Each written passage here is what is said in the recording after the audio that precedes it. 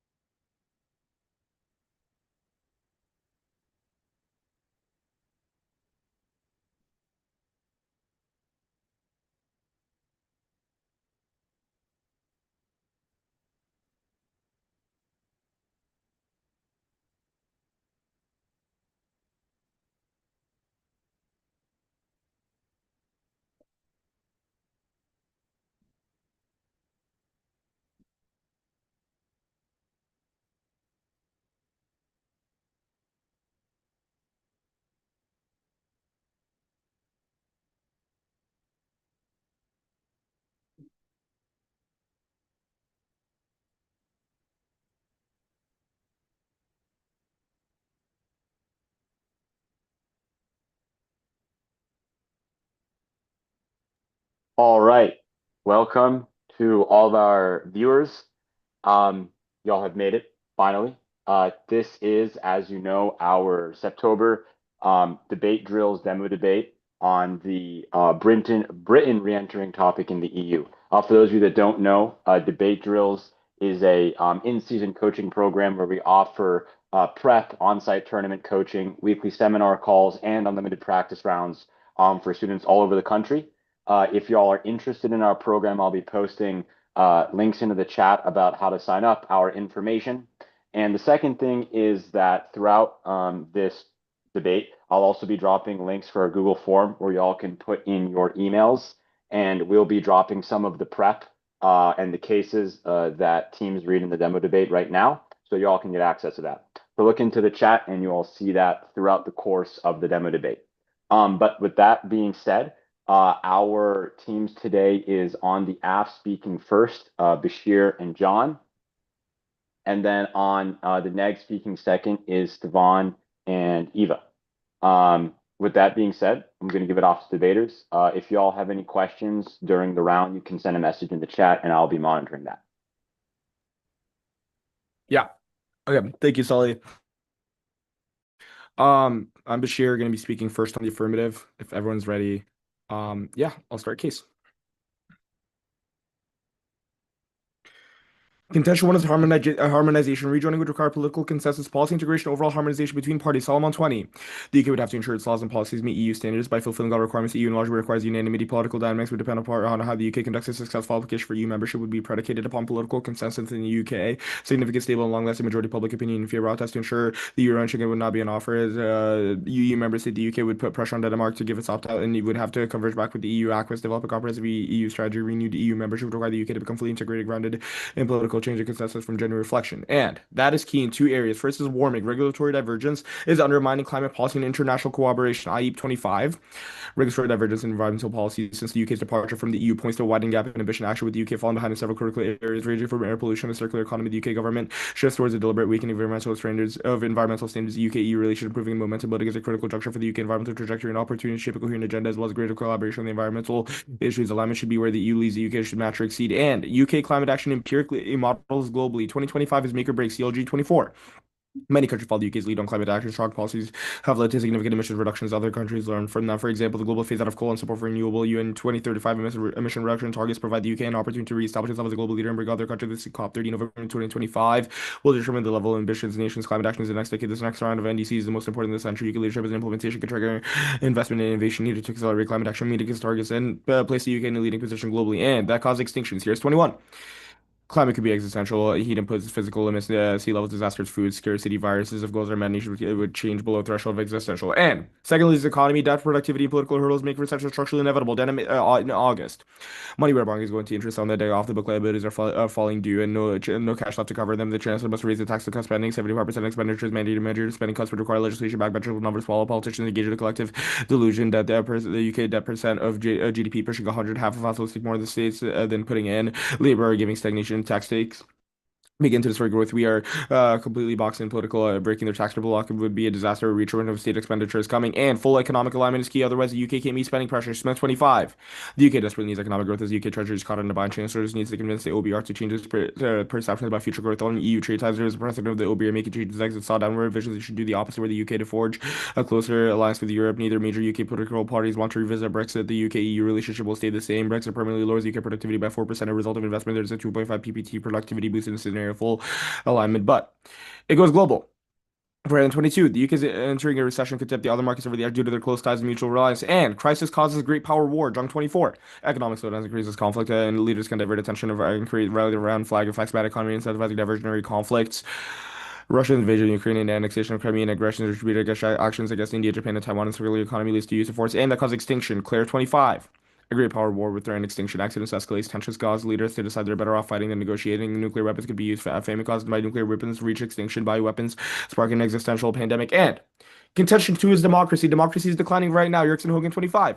The world is in the midst of a democratic recession. Fewer democracies than autocracies. Disinformation selectively repressing and banding together to slow democratic spread, which has since backslid. And the AF is good for democracy or versus Brexit. Seamers 24. The framing of Brexit as a means to regain sovereignty is debatable. Only a small number of people get to choose who our leader is. Damage to democracy specifically as a result of Brexit. Brexit equals unaccountable politics, fragmented democracies, and democracy spills over globally, decline cause extinction. Diamond 19. We live in a globalized world, one in which models cascade across borders. Is not a contest of democracies can afford to lose direct threats to popular sovereignty or hard security interests. Deny these authoritarian advancers the geopolitical running room. And democracy solves nuclear pandemics and climate change. Belfield 23. A world dominated by totalitarian states would be more war prone, increase the risk of extinction. Autocracies are bad. There are few checks or restraints on arbitrary rule. They are worse at responding to risk. Miscalc is a problem for totalitarian states due to disincentive for accurate information, raising the chance of weapons of mass destruction. Totalitarian states are less cooperative. Internal norms are characterized by paranoia. The lack of transparency limits agreements is bad for risks that require cooperation, such as pandemics or climate change. Thus, we affirm. Okie dokie. I'm gonna be giving second constructive. I'm Siobhan Shaw. Give me a second. All right. Consensual is crypto. The UK is in a strong position to set global crypto norms with increasing innovation. Advent from August, the UK setting a standard, balancing regulation with innovation, attracting a significant capital, positioning itself as a hub for cryptocurrency development. The UK attracts a diverse range of companies as it enhances competitiveness and supports advancements in blockchain. Latest American regulations fail to protect consumers. 5-1, spell in July. Bill is approved by the House that establishes a regulatory framework for stablecoins, leaves consumers exposed to unacceptable risk and uncertainty. No guarantee of timely redemption. No federal insurance or redress for losses. Limited audit transparency. No prohibition on big tech or commercial issues. Lack of explicit consumer protections. And EU regulations stifle innovation and drive investment away. Bratmore in July. The EU's regulation can stifle innovation has been central to the crypto sector's rapid progression. Compliance costs are climbing. Smaller companies and startups, the traditional drivers of innovation, are being pushed out of the crypto's market. AF traps the UK into the MICA since it applies to all EU countries' legal nodes in July. The MiCA is a comprehensive regulatory framework established to govern crypto assets in Europe, a unified EU licensing structure. Empirics prove harsh regulations and high compliance costs cause capital flights nation in July.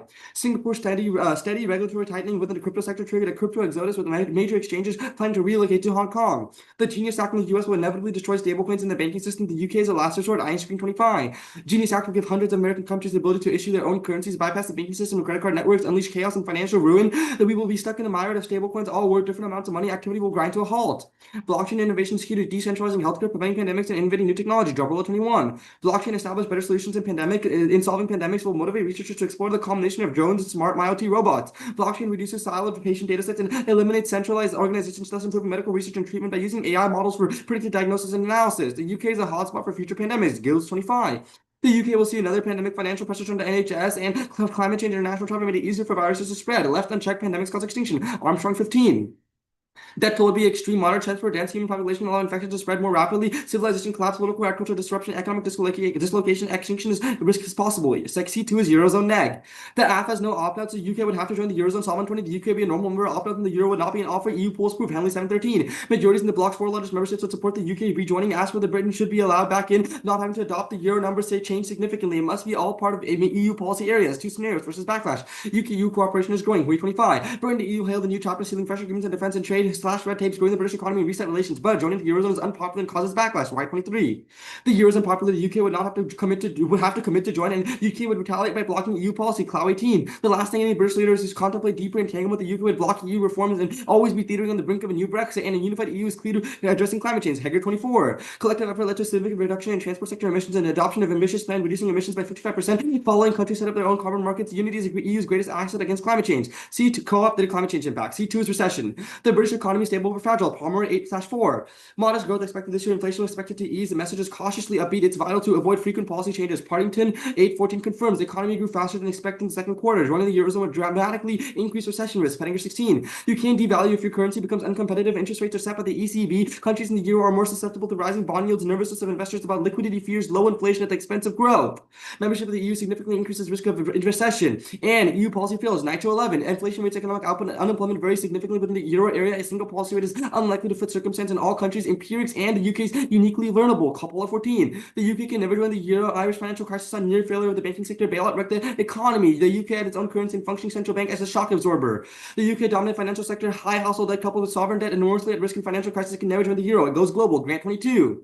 The UK turning recession could tip other markets over the edge due to close ties. Crisis causes great power war. Dunk 14. Economic slowdowns increases conflict. Leaders divert attention, create rally around the flag effects. A great power war would extinction. Cliff 15. A great power war would cause extinction. A great power war would cause threatened extinction. Accidents escalate. Famine causes by nuclear war. Nuclear winter reach extinction. Thus, we negate. Cool. You ready for cross? Yes, I am, and you can take the first question. Cool, thank you. Let's start off with how harsh is Mika on your C1? I'd argue that Mika is pretty harsh because it increases compliance costs extremely high, and the fact that smaller companies are being pushed out now. Can I get a question? Yeah, go for it. All right, let's go specifically onto this argument on econ, right? Yeah. At what point does debt become like crippling? That's a great question. We'd argue that right now we're seeing a decent level where it's at a tipping point. Like obviously I can't be like it will happen at exactly this percentage or this number. However, the debt that they're having right now is something that they cannot handle. That's pretty clear throughout our uniqueness evidence. That's why we would argue that you need a firm that is at an all-time high. The money's growing, like the debt is only increasing. And Right. there's not a sustainable way to pay it off. The government can sustain it. Can I have a Can question? I ask a quick follow-up on that if you don't mind? Sure. Yeah, let's talk about this debt argument a little bit more, right? Like your evidence says the UK's debt per GDP is pushing 100%, but like you have advanced economies like Japan that are outpacing most countries with a debt ratio of like 250%. So like why uniquely is like this 100 number like uniquely like causing these recession type Yeah, risks? I'm just not that's a understanding great it. question. So the thing is, the debt percentage is not necessarily the only factor, right? Like for example, let's take Japan, the same example that you've brought up. Their fluctuation rates are way, way more stable than the Great British Pound, right? Like the Japanese yen is a lot more consistent of a currency. The value doesn't change as much, so on and so forth, which makes it more predictable. Even if their debt percentage is higher, it is more manageable for them. Can I have a For question? sure. Yeah, of course. Yeah, okay. Let's talk about the Singapore empiric. What happened in Singapore? You saw strict regulations on like stuff like fraud protection. Compliance costs went up so high that companies relocated to Hong Kong and, if I'm not wrong, Dubai. What companies?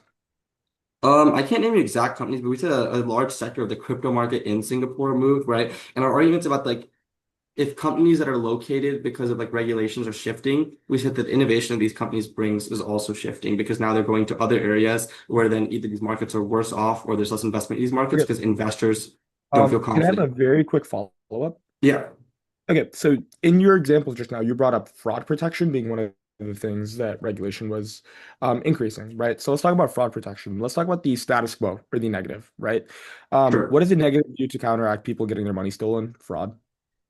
We'd say that the UK is also increasing fraud protection, but they're doing it in different ways. Per uniqueness evidence, it says that it's working with companies and it's working with investors at the same time. And it's more transparent about the way it does as well. Countries like Singapore and Mika are just like increasing compliance costs to a point where those companies are not willing to do it. But I think that might be cross.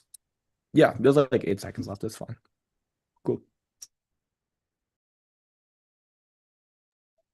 All right. So everyone good? I'm John Joyce, second speaker for the affirmative. The rebuttal speech. I'll start time on my first word.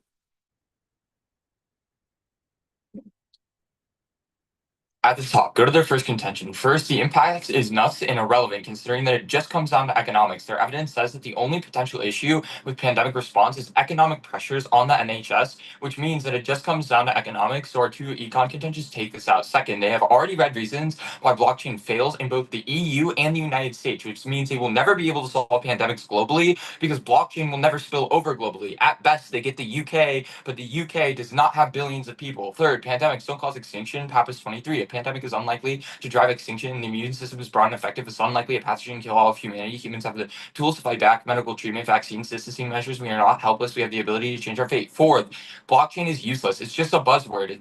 But false trust produces financial and environmental waste while compromising security. Shiner 19.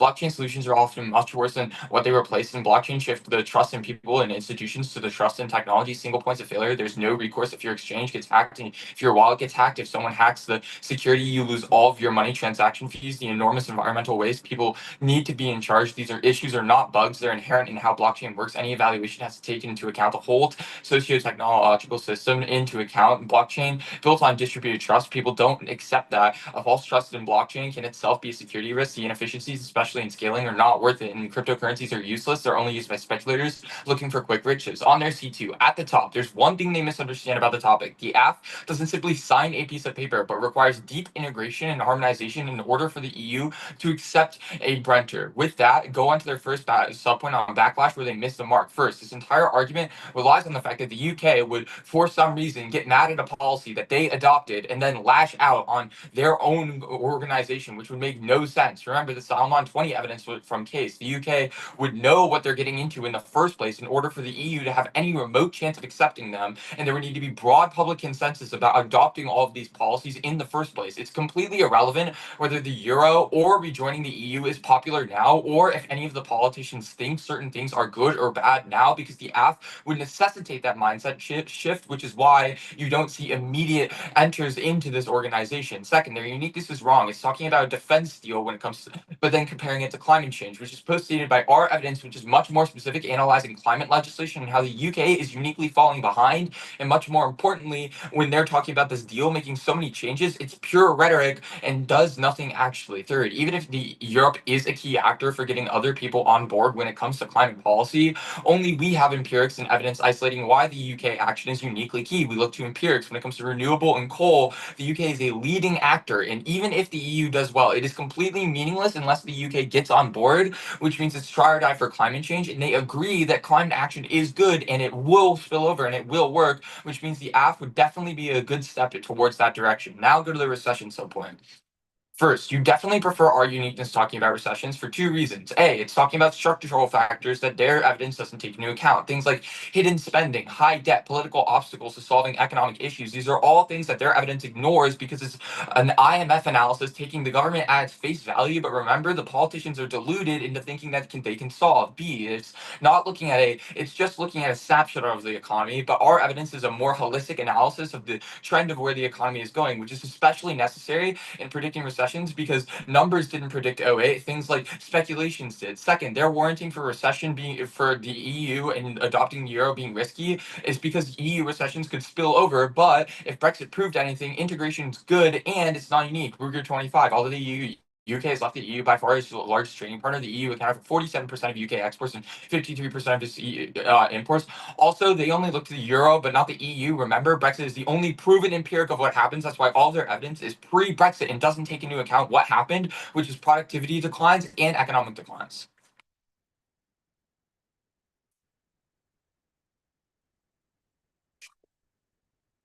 Okay. Let me just put the doc in the folder.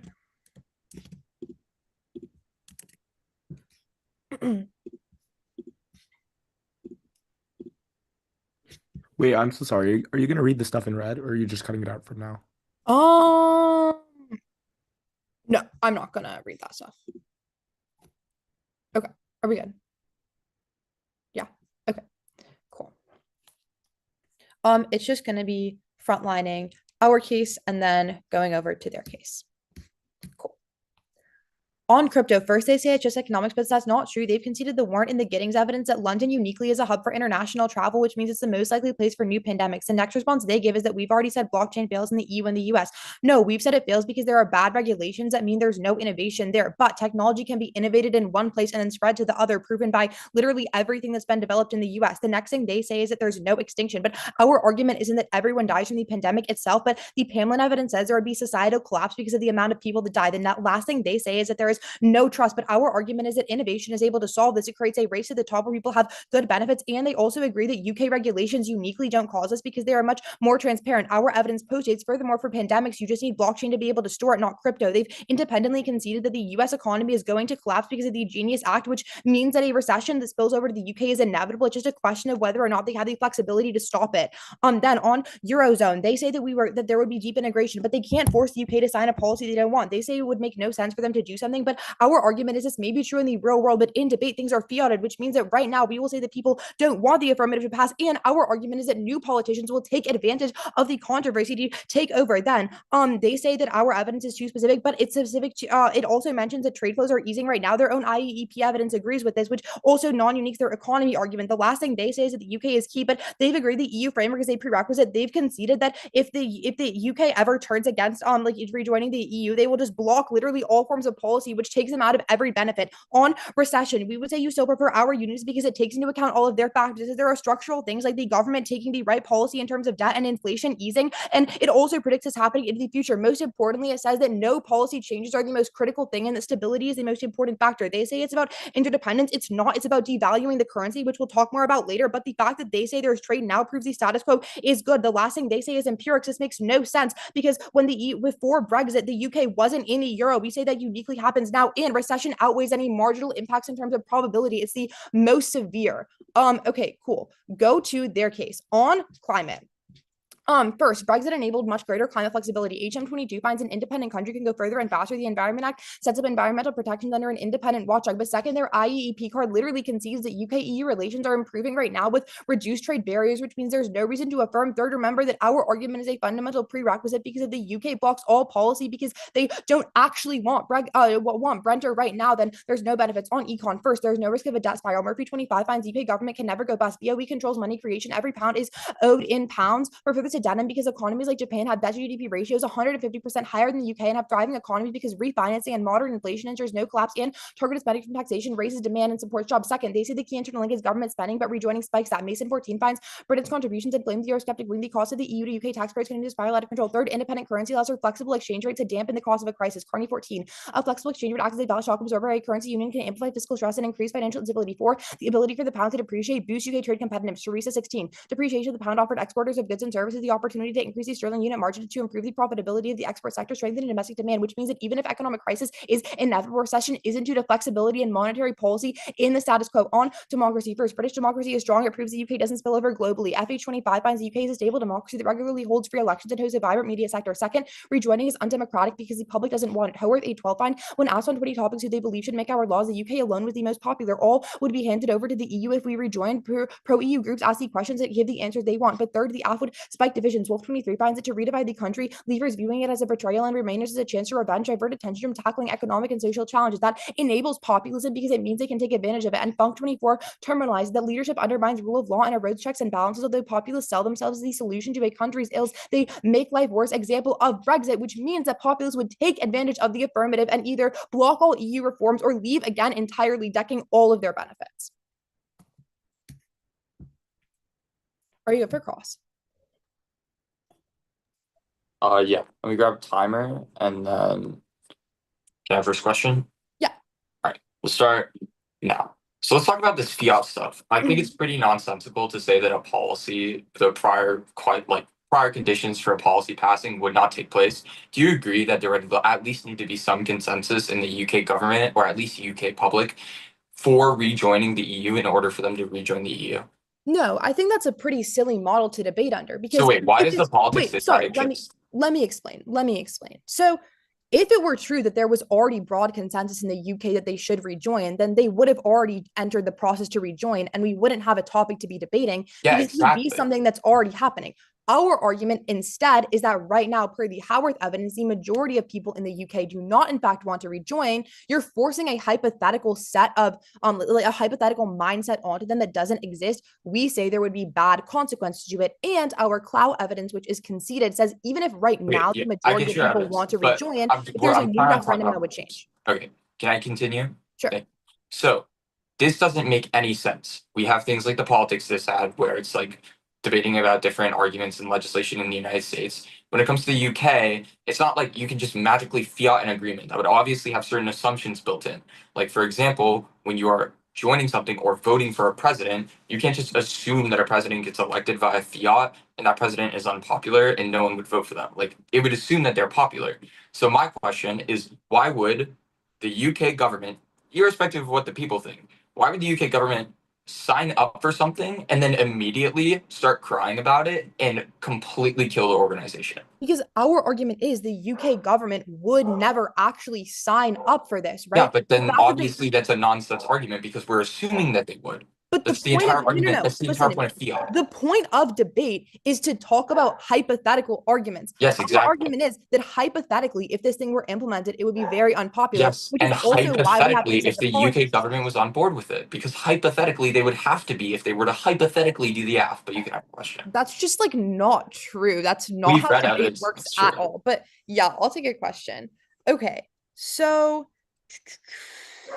um okay, let's talk about I guess these arguments on let's talk about these arguments on the economy. So on my case, you tell me that right now existing trade flows prove that like primarily the UK is doing trade with the EU. Why doesn't that prove that rejoining the EU is unnecessary for increased trade volume, Yeah, which is your goal? because it isn't about the quantification of trade, it's about ease. So right now there's a lot of trade barriers and like integration would like remove those trade barriers and streamline trade. Your argument is that dependence would cause recessions, as proven by like the Irish example. No, it's You're not gonna say that it's dependent. yeah, you're gonna say that your one sub point of 5 warrants in your card, one of them said currency No, devaluing. it's It's literally our obviously not whole what it's link is not. about currency devaluation, but that's cross. Um All right, we'll uh take prep. we'll take John, can you crap. check your phone? What's up? Can you check your phone? Just check the text I sent you. So Yeah. we'll start that now.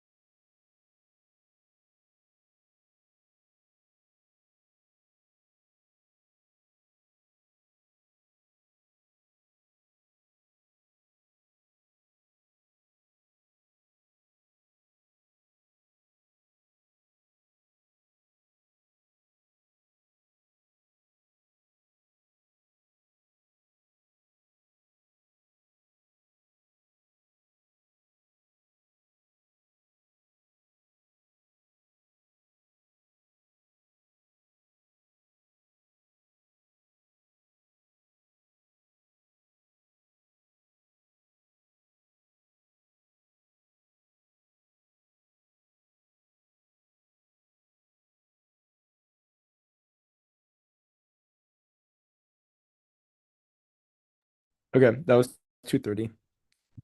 It's gonna be our case weighing their case. Everyone ready? Okay.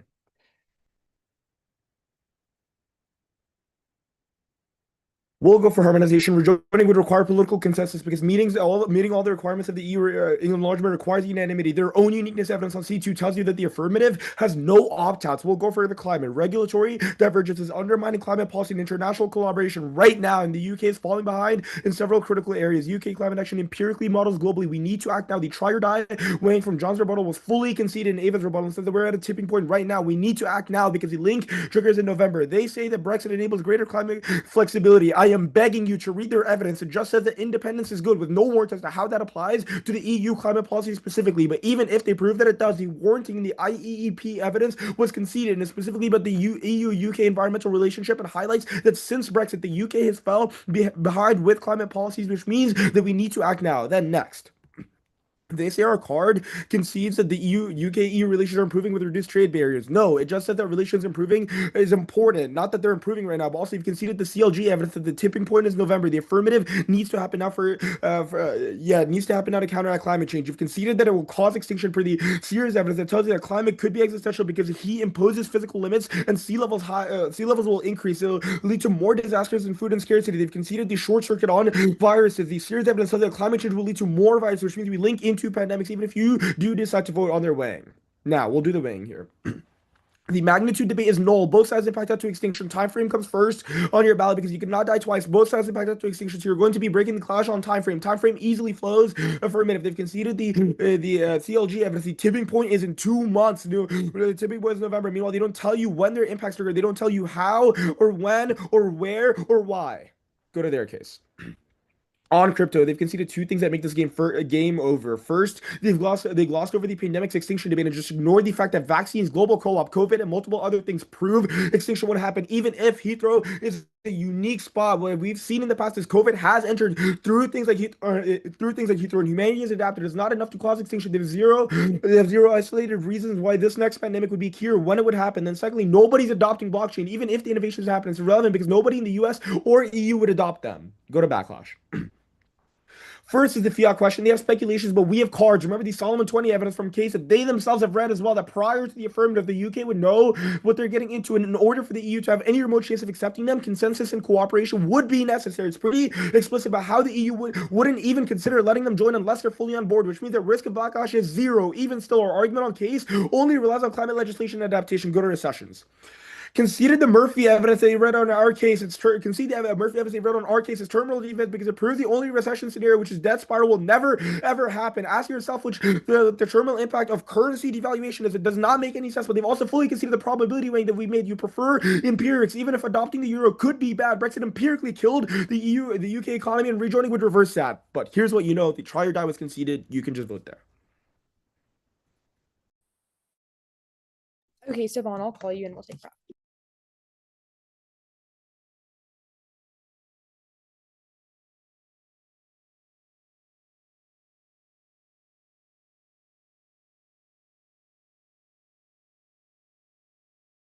Okay, starting.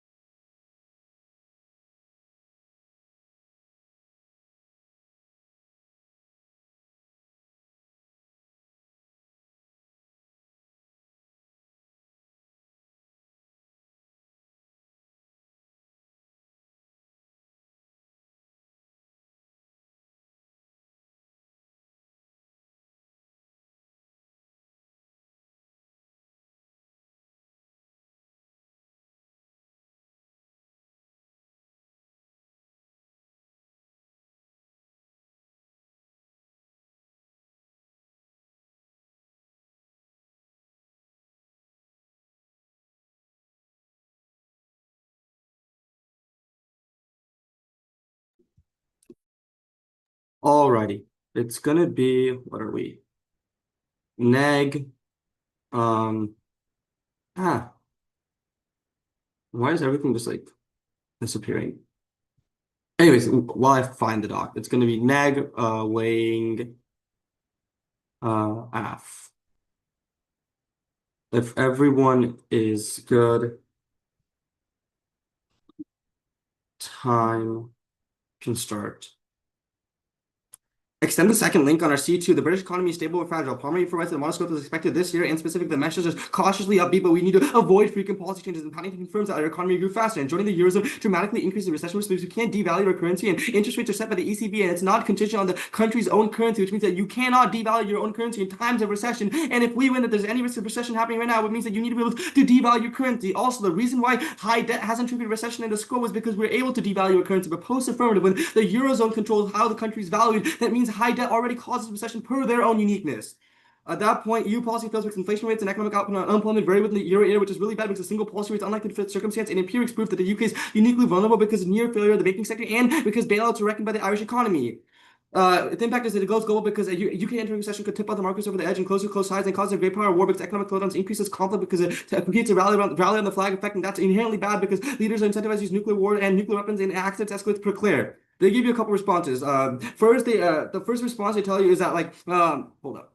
First, they tell you is that recessions only happen in their scenario, but no, they've considered the fact that the Genius Act wrecks the U.S. economy per the going into the recessions are inevitably pulling over. Second, all their responses are under the assumption that you can finance your own debt by devaluing your currency. But our evidence specifically gives empirics and breaks the clash. But then, oh wait, we were only able to stop the recession in UK because they were able to devalue their currency, which means the only recession scenario, the only risk of recession triggering is when you go post-affirmative because you know the score is increasing per empirics right now. At that point, they've given zero contextualization of what like Brexit empirics are and what their only research here is. Go to the weighing. Climate change is a linked term by economy coming first because right now there's budget cuts that have to happen when they're in an economic crisis, which you definitely err us on first on time err on first because it links into their case because you're more likely to make climate cuts. But second, their internal lane does not trigger fast enough for their impact. Just because tipping points are happening right now does not mean that extinction happens right now, which means there's a lot of time to solve for the impact, which means that there's intervening actors that can solve back. But on climate, we also outweigh with investor pullout because that collapse happens immediately. Even if the tipping point is in November, extinction doesn't happen, then they say we're in a recession break, it happens now. But no, the prick, the UK economy they can't span. And most importantly, they have conceded that harmonization takes a lot of cohesion to come on place, which means people take time to come to the table, which means that actual policies don't get implemented for a long time. Their own scenario requires a delineated time frame, which pushes back the tipping point, which means that you can't solve back for tipping points. At that point, onto their case. Expand unified EU's key to address climate change. Figure 24 writes that a collective effort has led to significant reduction in transport sector emissions and adaptation to climate policy. But our evidence specifically finds that the UK, with British leader would do contemplate deeper entanglement. The UK would block EU reforms, always be dipping on the age of a new Brexit. That's really bad because if you block reforms, you can never have cohesive EU policy, and that just hurts climate in general because the euro is unpopular. They give you a couple responses. They say that it would require. They say that it's fiat laws, but no, our evidence is specifically that people's minds change post-affirmative when they look at the when they're in the EU and they don't like the policy, but specifically they can see the fact the debates again about how hypothetical implementation was like. Obviously, the half hasn't happened in the scope because people don't want it, which means that the most likely way it would be done is that if the EU gets the UK back in them, they're likely to leave and block against them.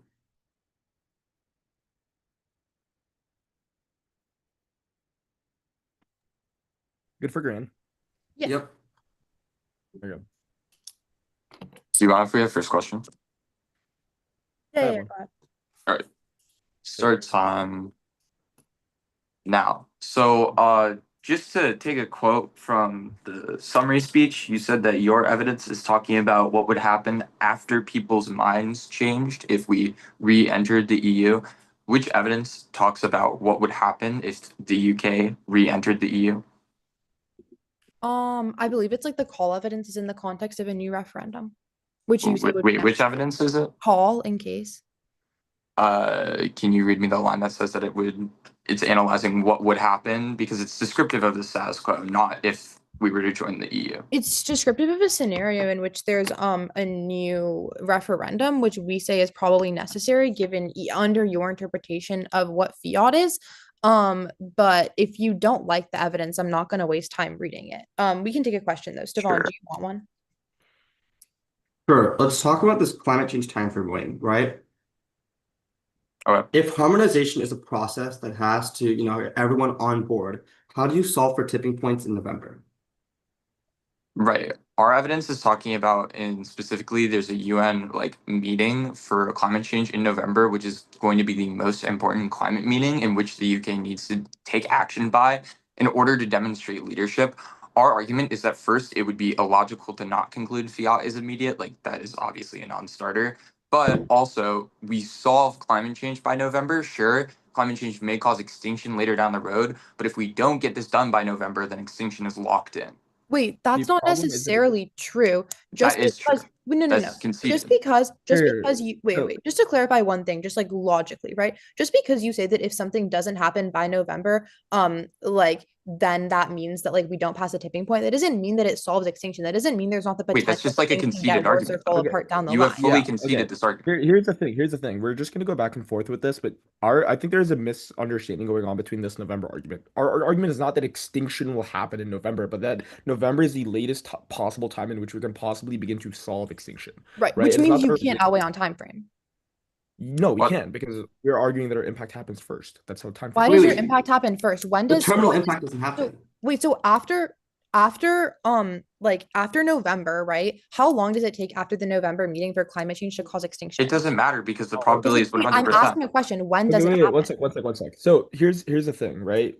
Our evidence highlights that it would be within the next 10 years. However, the time frame was on the link debate. It was not on the impact debate. It's that the time frame of our arguments needs to happen now. Like the fact that like if we pass that November deadline, extinction will happen. There's nothing we can do, Sure, but right? our That's argument what's is that linked. like if extinction happens sooner in Senior. your world, even like after November, like if it Yeah. happens in The 5 years weighing versus that 10 was years, that's I'm still saying like that we need to the act exact first on weighing. our Wait, this. side because our scenario triggers in November.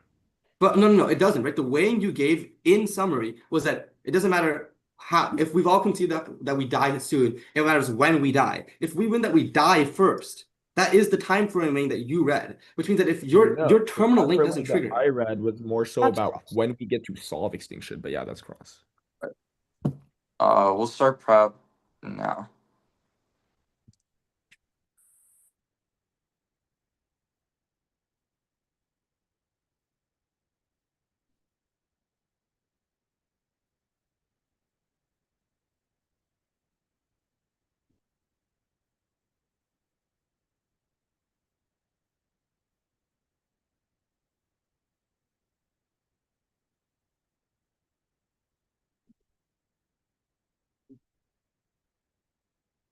Oh,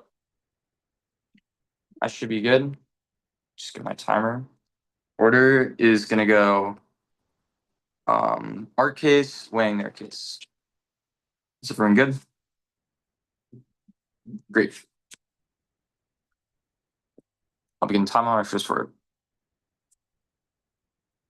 Conceded uniqueness and impact scenario, which means there is a triad argument on the affirmative that is dropped. We'll go for climate. Rejoining would require political consensus, and meeting all the requirements of EU enlargement requires unanimity. And if just cold drop that the UK would have to adopt all climate regulations as per the Salomon 20 evidence, and because regulatory divergence would have to be solved in order as a prior question of joining on to the European Union. That's bad because divergence is undermining climate policy, and they themselves have extended that EU convergence is really key for international collaboration. But they've also conceded that the UK as a global leader, which the app solves, is the only thing necessary by November in order to solve for climate change, which is an existential risk. It's a conflict escalation. It's conflict escalatory, and it also amplifies the risk of pandemics, recessions, etc. And hothouse Earth means that it definitely causes extinction, and it's modeled globally. But go to the defense debate first. The only argument they can possibly make is this fiat question about backlash, but they've just cold dropped that it doesn't even matter if there's backlash because the app mandates that the UK adopts this policy, so it's non-responsive. But either way, you should read the Salomon evidence. The evidence is so clear. Seeking to rejoin the EU would have to result from genuine reflection. If the UK were to bid for membership in absence of consensus, its application would be rejected. Their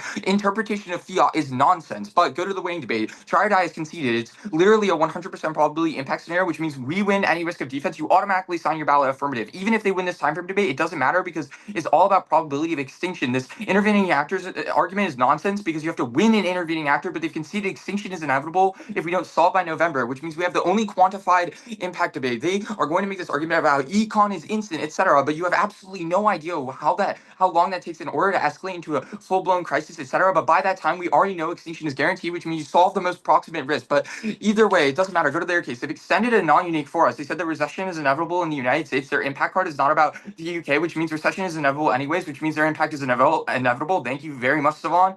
And then even if you do want to go to their impact scenario, it doesn't matter because their argument about devaluing currency, none of their evidence is about devaluing currency. Their impact evidence is about debt spirals, but they've read arguments as to why debt spiral will never happen, which means they've read terminal defense against their own case.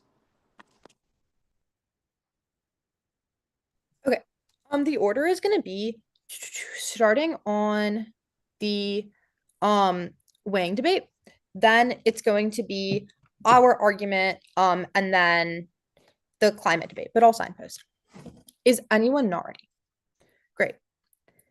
They know they messed up. Bashir, in his summary, said that time frame comes first because it is a question of when we die. That means that all of the weighing that Stavon does in his summary that has been conceded wins us the round. Remember that they have conceded that, first of all, it takes a long time for harmonization to happen. But they've also conceded that even if the November deadline happens immediately, it takes a while for it to cause extinction. They themselves specify 10 years. They want to talk about probability. Guess what? Our scenario has fully been conceded. Our impact scenario is dropped. They don't get to question the time frame now. We would say that escalation happens incredibly quickly. They have also fully conceded that the uniqueness is true and that the only thing stopping the world from a global recession is that the UK is able to control their own monetary policy right now. They have said that time frame is first. They have also conceded that time frame gives us a link turn because when the UK goes into a recession, they have budgetary cuts, which means they can't even keep up with EU policy in the first place. Even if they somehow win that they would like to do so, they won't have the cash. Then remember our argument right now, the UK economy is stable but fragile, but in the affirmative, they would have to join the euro. That's really bad because it means the UK can't devalue their own currency to get them out of inevitable crises when there's more debt that causes global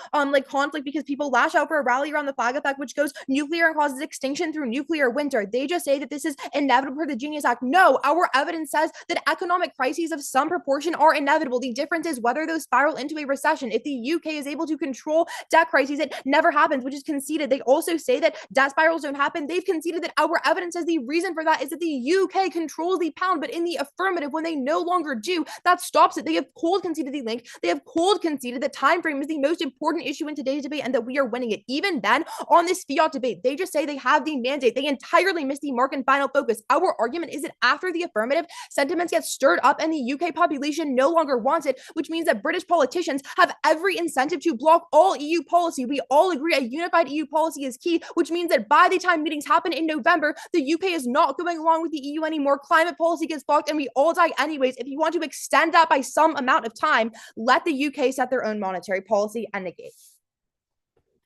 Good Great round. round. Good round, y'all. Good round. Good round, everyone. Really educational. I was at the edge of my seat, especially come final focuses. Again, everyone that's watching, thank you all for tuning in. This round will be posted online for you all to come back to.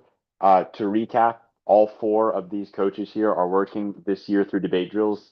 The link to our website is in the chat, and also the link to signing up for the prep drop from this topic is in the chat as well. So look there, and just keep in touch on your email and YouTube for this round, so y'all can reflow it, maybe do some redos, see what could be done better in each speech. But anyway, thank you all for watching, and we'll see you later.